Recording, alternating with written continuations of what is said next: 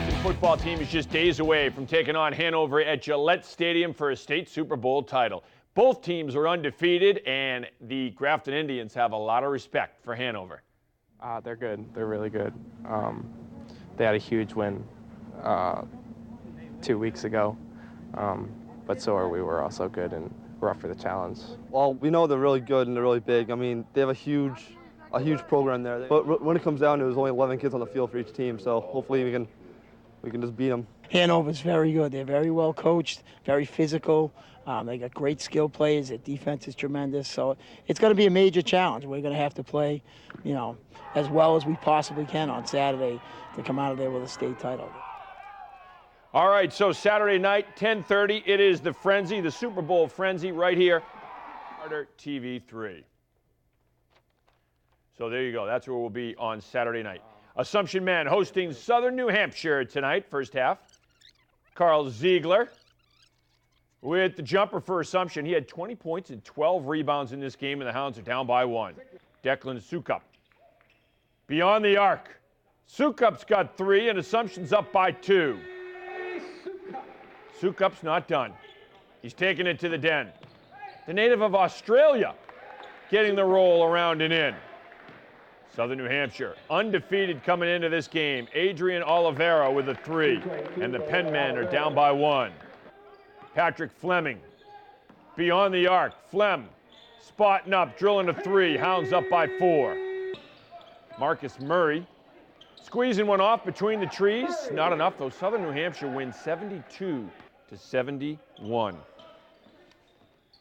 Former Notre Dame Academy star Molly Terry leading Southern New Hampshire against Assumption on the women's side. Fourth quarter, Morgan O'Brien sticking to 3, and the Hounds are up by 9.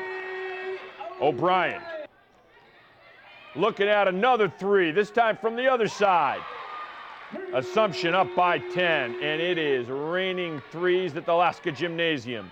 Tanea McLaughlin with a triple. Hounds up by 11. Morgan O'Donnell then. Good feed to McLaughlin. McLaughlin off the window for 2. O'Donnell. The offensive rebound.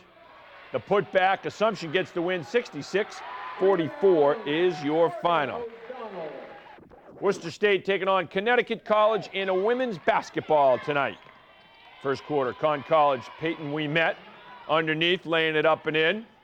Then Worcester State with some good passing. Bianca Langford on the finish. Worcester State's down by 2. Lancers working it around and into Brittany Herring. Herring, the former Quabog star, putting Worcester State up by 2. Conn College hitting the glass. Married Hines. The offensive rebound, the putback, and we're all tied up. Tanasia Smith, the steal, going in. But Dana Muckstadt with a big swat. And Sammy Ashton gliding in for 2, and the Camels are up by 2. The Lancers feeding it inside. Shea Lane, the freshman, up and in. Conn College, though, gets the win. 65-34 is your final. Last night, it was the 15th annual tradition at the Boston Garden. One alum of all the major sports teams in Boston was honored, as well as Layla Ali and those who put together the One Fund. It's a big fundraiser for the Sports Museum. Now, the curator of the Sports Museum is Worcester native Dick Johnson. The museum is located inside the Boston Garden, and they're very active in the community, a source of pride for Johnson. To be a community resource, to make educational programs available for the kids of the region. So the Sports Museum makes itself available with free tours to school groups. We run a program called Boston versus Bullies in middle schools in Greater Boston, which is one of the best and the largest sports-based anti-bullying programs in the country. What would be your favorite item here or favorite display? Do you have one? Well, there are any number of stories associated with artifacts here. We had a gentleman give us the last home plate from Braves Field, which he and several friends dug up when they learned the Boston Braves were moving to Milwaukee in the middle of spring training in 1953. That's a great artifact. Indeed. Great night with the tradition last night, and the Sports Museum is a gem inside the Boston Garden. And Again, it is open to the public, so you want to log on to their website at www.sportsmuseum.org, and that'll give you the hours, the activities they do, but it certainly is worth going out there to the Garden and checking it out. Good spot right there. And Dick Johnson, very, very accommodating. Worcester guy, knows a ton of history about Worcester and then knows a ton of history about New England sports in general. Sounds like a great place to visit for a sports fan. Yeah, it certainly is. And then now with this Grafton-Hanover game, Hanover, very big team physically, a ton of seniors.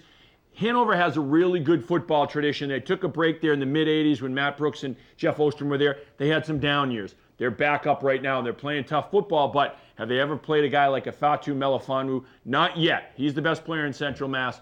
They're going to be in for a tough challenge when they take on this Grafton team. And a big weekend for high school football as well. Yes.